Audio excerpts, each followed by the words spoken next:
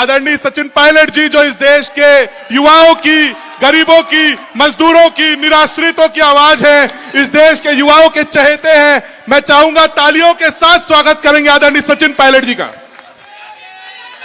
प्रदेश Congress committee के अध्यक्ष दीपक बैज जी, नेता प्रतिपक्ष चरणदास महन जी, अखिल भारतीय कांग्रेस कमेटी के महासचिव, पंजाब के प्रभारी, पूर्व मुख्यमंत्री सम्मान्य भूपेश बघेल साहब, टीएस सिंहदेव जी, क्रमदत्त साहू साहब, तीनों हमारे सेक्रेटरी संपत जी, जरिता जी, विजय जांगीर जी, मंच पर उपस्थित हमारे पूर्व अध्यक्ष मरकाम साहब, साहू जी, सभी पूर्व मंत्री, विधायकगण, दोनों विजय हमारे ग्रामीण के और शहर के जिलाध्यक्ष जी, सभी नेतागण, पदाधिकारीगण और इस सभा में मौजूद आदरणीय बुजुर्गों, माताओं, बहनों, नौजवान दोस्तों, बहुत लंबे समय से आप लोग इस सभा में मौजूद हो।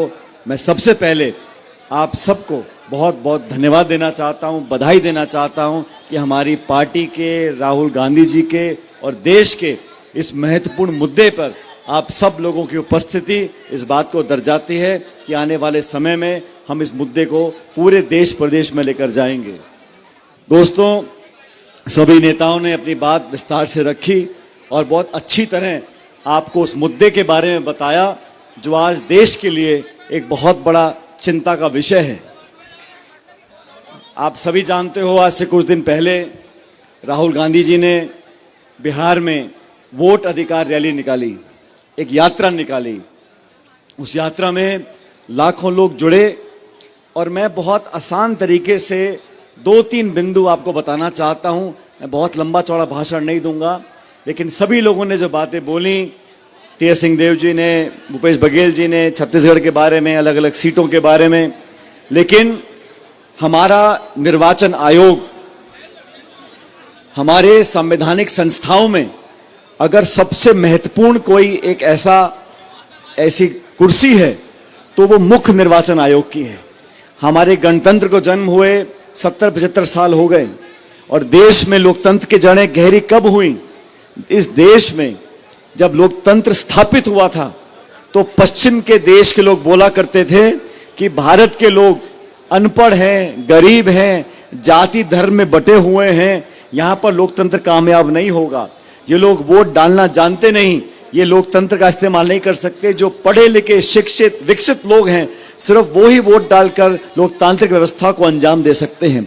सन 52 में इस देश में पहले चुनाव हुए और मैं आज साधुवाद देना चाहता हूं उन नेताओं को जिन्होंने संविधान का निर्माण किया, लोकतंत्र की जड़ें मजबूत करी और पहली बार देश में एक व्यक्ति एक वोट का अधिकार दिया। अमेरिका में, अनेकों देशों में रंग के हिसाब से लोगों को वोट देने का अधिकार नहीं था। महिलाओं को वोट देने का अधिकार बहुत दिनों बाद आया, लेकिन भारत वो गर्वशाली देश है जहां पर आजादी के बाद हर व्यक्ति को जाति, बिरादरी, समुदाय, भाषा, खाना पीना सब एक वोट का हर व्यक्ति को अधिकार था। और उसी लोकतंत्र की इमारत पर आज बहुत से लोग नेता बने हैं। आज मुझे चिंता किस बात की है? आज राहुल गांधी जी को चिंता किस बात की है? ये छोड़ दीजिए, चुनाव में हार गए, जीत गए, सरकार में आए या नहीं आए, लेकिन जो व्यवस्था निर्मित हम लोगों ने करवाई थी, कांग्रेस पार्टी ने करी थी, उस व्यवस्था को जानबूझकर कमजोर किया जा रहा है। मैं सिर्फ 2-3 उदाहरण आपको देना चाहता हूं। ऐसी क्या मजबूरी थी कि राहुल गांधी जी को महीनों तक अध्ययन करने के बाद जनता के सामने आना पड़ा? सबसे पहले आपको जानकारी बताना चाहता हूं, इस देश में जो मुख्य निर्वाचन आयोग है, उसका जो मुखिया है, उसका चयन कैसे होता है। 3 लोगों की कमेटी थी, प्रधानमंत्री, प्रतिपक्ष के नेता और मुख्य न्यायाधीश, चीफ जस्टिस ऑफ इंडिया, प्रधानमंत्री और नेता प्रतिपक्ष। 3 लोगों का एक पैनल था, अनेक नाम आते थे, ये तीनों लोग बैठकर एक व्यक्ति का चुनाव करते थे। सब कुछ ठीक चला 70 साल तक, लेकिन अचानक जब मोदी सरकार, भाजपा सरकार दिल्ली में बनी, उन्होंने इस व्यवस्था को बदल दिया और जो मुख्य न्यायाधीश थे, चीफ जस्टिस, उनको हटाकर गृह मंत्री को बैठा दिया। 3 लोगों के दल सदस्य में प्रधानमंत्री, गृह मंत्री, नेता प्रतिपक्ष, 2-1 के बहुमत से आप जिसको चाहो निर्वाचन आयोग का अध्यक्ष बना सकते हो। ये प्रक्रिया में बदलाव क्यों लेकर आए? किस जनता ने, किस मतदाता ने, किस व्यक्ति ने कहा था कि निर्वाचन आयोग के मुखिया की चयन की प्रक्रिया को आप बदल दीजिए? ये बहुत बड़ा सवाल है। जब महाराष्ट्र के चुनाव हुए, कांग्रेस पार्टी ने कहा इतने तो नए युवा 18 साल के बने नहीं जितने वोट आपने बढ़ा दिए, लाखों वोटों का इजाफा हुआ। जैसा भूपेश जी ने कहा, बाकी लोगों ने कहा, वोट जितने और पड़े दुगने। तो हमने सवाल पूछा, निर्वाचन आयोग ने बोला हम आपको वोटर लिस्ट नहीं देंगे। कांग्रेस पार्टी सुप्रीम कोर्ट में गई, सुप्रीम कोर्ट ने आदेशित किया निर्वाचन आयोग को कि ये पॉलिटिकल पार्टी का अधिकार है, हर मतदाता का अधिकार है, आप वोट की जो लिस्ट है वो जनता को दीजिए। उसी दिन निर्वाचन आयोग ने अपना खुद का कानून बदल दिया और कहा हम लोग वोटर लिस्ट नहीं दे सकते। आप वोटर लिस्ट देना नहीं चाहते। और सबसे अनूठी बात, निर्वाचन आयोग ने तय किया कि जो पोलिंग बूथ है, हर पोलिंग बूथ में आजकल वो कैमरा लगा है, सीसीटीवी का कैमरा। अच्छी बात है कि गड़बड़ी नहीं होनी चाहिए, लेकिन निर्वाचन आयोग ने बोला जो सीसीटीवी फुटेज जो है, हमारे कैमरे की जो रील है, फुटेज है, उसको 45 दिन में नष्ट कर देंगे। क्यों कर देंगे? अगर मैं कल कोर्ट कचहरी जाऊंगा अपने चुनाव में हार जीत को चुनौती देने के लिए, कोर्ट सबूत मांगेगा, सबूत निर्वाचन आयोग के पास है। निर्वाचन आयोग 45 दिन में सीसीटीवी की फुटेज को नष्ट करना चाहता है। आप निर्वाचन आयोग का चयन कैसे होगा उसमें बदलाव करते हो, वोटर लिस्ट देते नहीं हो, सीसीटीवी फुटेज को आप डिलीट करना चाहते हो। आप चाहते ये हो कि एक पार्टी का राज हो, एक विचारधारा हावी रहे, देश में हम लोग धरने करें, प्रदर्शन करें, वोट मांगे, लेकिन जो चुनाव कराने वाली संस्था है अगर वो पारदर्शी नहीं होगी, अगर वो सच के साथ खड़ी नहीं होगी। और राहुल गांधी जी ने सवाल पूछा निर्वाचन आयोग से, मुझे इतना अजीब लगा, हम सवाल पूछें निर्वाचन आयोग से, जवाब देते हैं बीजेपी के प्रवक्ता। बीजेपी के प्रवक्ता, बीजेपी की सरकार निर्वाचन आयोग को संभालने में, बचाव करने में लगी है। ऐसे चलेगा नहीं। आज जो हमने नारा दिया है, वोट छोड़ गद्दी चोर, वोट चोर करने वाले लोगों को गद्दी छोड़नी पड़ेगी। हर व्यक्ति एक वोट का मालिक है, चाहे बड़ा से बड़ा उद्योगपति हो या ठेला लगाने वाला हो, रिक्शा चलाने वाला हो, एक एक वोट का मालिक है। आप उस व्यक्ति से वोट छीन लोगे। बिहार में लाखों लोगों के नाम काट दिए क्योंकि वहां चुनाव अगले महीने 2 महीने में होने वाले हैं। 6, 7, 8 करोड़ लोगों की आप 1.5-2 महीने में गिनती कर सकते हो। और मुझे बड़ा खेद है कि गृह मंत्री बोलते हैं कि राहुल गांधी जी यात्रा बिहार में निकाल रहे हैं घुसपैठियों की पैरवी करने के लिए। इस देश का जो छोटा किसान है, गरीब है, दलित है, पिछड़ा है, आदिवासी है, अल्पसंख्यक है, क्या वो घुसपैठिया है?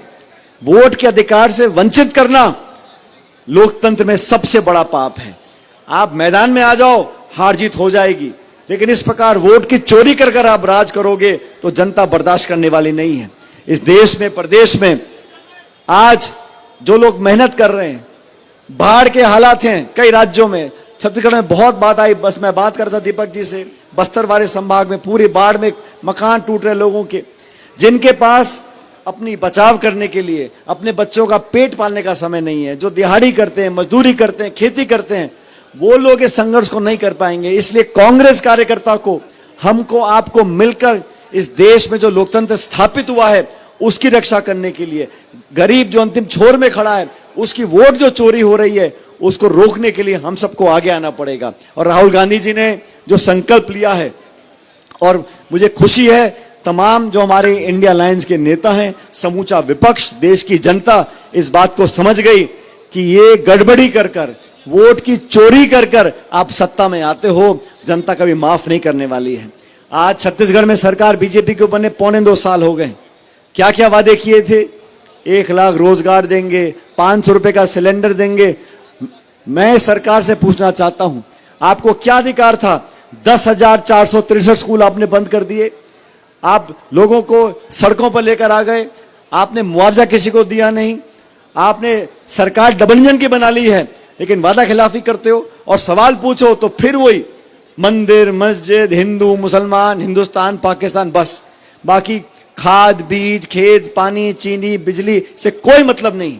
इस सरकार को भी बदलना है, लेकिन सबसे पहले हमें अपने संविधान में जो ताकत दी है एक एक वोट की, उस वोट की रक्षा करनी पड़ेगी। मैं अध्यक्ष जी से, मैंजी से चर्चा कर रहा था। आज आप सब लोग यहाँ बिलासपुर जिले के आसपास के इकट्ठे हुए हो, ये संदेश पूरे देश में जाना चाहिए कि वोट चोरी हमारी करेगा, जनता बख्शेगी नहीं। और ये भारतीय जनता पार्टी सत्ता के दम पर, पैसे के दम पर लोगों को डराकर हमारे नेताओं को आप बंद करना चाहते हो। कवासी लखमा जी आज जेल में बंद कर रखे हैं, भूपेश जी के बेटे को आपने बंद कर रखा है। ये ईडी जो सीबीआई और इनकम टैक्स है, ये सिर्फ मीडिया को और विपक्ष के नेताओं को दबाने का इस्तेमाल हो रहा है। मैं चुनौती देना चाहता हूं प्रधानमंत्री जी को और गृह मंत्री जी को। आप बताइए 11 साल में कितने भाजपा के नेताओं पे छापा डाला है आपने? आपके सारे नेता साधु हैं, सब नहाए धुले, दूध के धुले हैं, किसी ने कोई गलती नहीं करी। जांच आप करो नहीं, छापे आप डालो, जेल आपके हाथ में, प्रशासन आपके हाथ में, न्यायपालिका पे आप दबाव डालते हो। ये जनता बर्दाश्त नहीं करने वाली है। जनता के लड़ने के लिए राहुल जी, प्रियंका जी, खड़गे जी, हम सब सामने हैं। साथियों, ये चुनौतीपूर्ण समय है, हमें इसे हल्के से नहीं लेना। आज नेताओं को टारगेट कर रहे हैं, कल जो इनसे मुताबिक नहीं होगा उस पर दबाव की रणनीति करेंगे। इसलिए हम सबको एकत्रित होकर आगे आना है। और मेरा आपसे विनम्र आग्रह है, तमाम जो हम लोग यहां मंच पर बैठे, सब लोग नेता हैं, कोई चुने हुए हैं, कोई जीते हुए हैं, कोई कहीं नहीं जीत पाए, लेकिन हम सब एक पॉलिटिकल पार्टी के कार्यकर्ता हैं। और ये वो पार्टी जिसने 135 साल से इस देश को अपने खून पसीने से सींचा है। आज वो समय आ गया, हमारी आने वाली पीढ़ियां हमसे पूछेंगी, लोकतंत्र का जो हाल बाकी देशों में हुआ है, हमारे आसपास ऐसा कोई मुल्क नहीं है जहां लोकतंत्र इतना मजबूत है। चाहे नेपाल है, चाहे बांग्लादेश है, चाहे पाकिस्तान, चाहे श्रीलंका, हिंदुस्तान में ऐसा क्यों है कि आज लोकतंत्र मजबूत है? इन भाजपा के लोगों की वजह से नहीं है, ये कांग्रेस के पुश्ती जो पुराने नेता थे, उन्होंने इस देश को मजबूत किया था। अगर उस समय के प्रधानमंत्री जो बने थे पहली बार, वो भी कहते मैं सत्ता में हमेशा में रहूंगा, विरोधियों को संभाला, विचारधाराओं को पनपने दिया, अलग अलग दल बन गए, गठन हो गया, चुनाव होते गए, हारते गए, जीतते गए, लेकिन लोकतंत्र को मजबूत किया। ये लोग सत्ता में आए हैं, लोकतंत्र पे अपनी ताकत जमा कर कब्जा करना चाहते हैं, इसको हम बर्दाश्त नहीं करेंगे। पूरे छत्तीसगढ़ में जहां की जिम्मेदारी हम सब लोगों को दी गई है, हम लोग घर में, गांव में, कस्बे में, शहर में जाकर लोगों को जागरूक करेंगे। जैसे मैंने पहले कहा, वो गरीब जो 2 जून की रोटी नहीं कमा पाता, हम उससे उम्मीद करेंगे कि वो हमारी लड़ाई लड़े, ऐसा नहीं होगा। हम लोगों को, राजनीतिक कार्यकर्ताओं को इकट्ठा होकर और विशेष रूप से कांग्रेस के साथियों को मिलकर इस देश में जो स्थापित सरकार है उसको चुनौती देनी पड़ेगी। मैं आपसे आह्वान करना चाहता हूं, अभी 16 तारीख से हम लोग हस्ताक्षर अभियान चालू करेंगे और मैंने उमेश जी को बोला है, हम सब रायगढ़ से ऊपर से शुरू करेंगे, हर जिले प्रदेश में जाकर हस्ताक्षर अभियान करेंगे, दबाव बनाएंगे, लाखों करोड़ों हस्ताक्षर इकट्ठे कर बोलेंगे कि देश की जनता चाहती है चुनाव हो, निष्पक्ष हो, पारदर्शी हो, जो जीतेगा सो जीतेगा, हारेगा सो हारेगा, लेकिन वोट की चोरी, निर्वाचन आयोग को दबाव में काम कराना। और साथियों, मैं तो निर्वाचन आयोग को दोष नहीं देता, जिन्होंने उनको नौकरी पर लगाया है, जो उनके आका बैठे हुए हैं। क्या प्रेस कॉन्फ्रेंस करी निर्वाचन आयोग के मुखिया ने, कहा सीसीटीवी की जो फुटेज है वो हम जनता को नहीं दिखा सकते।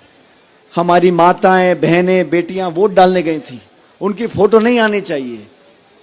ये क्या कारण है कि आप माताओं बहनों की फोटो वोट डालते हुए जनता को दिखाना नहीं चाहते? पढ़े लिखे लोग, जिम्मेदार पदों पर बैठे लोग इस प्रकार की बातें करते तो मन में ये शक पैदा होता है कि दाल में कुछ काला है।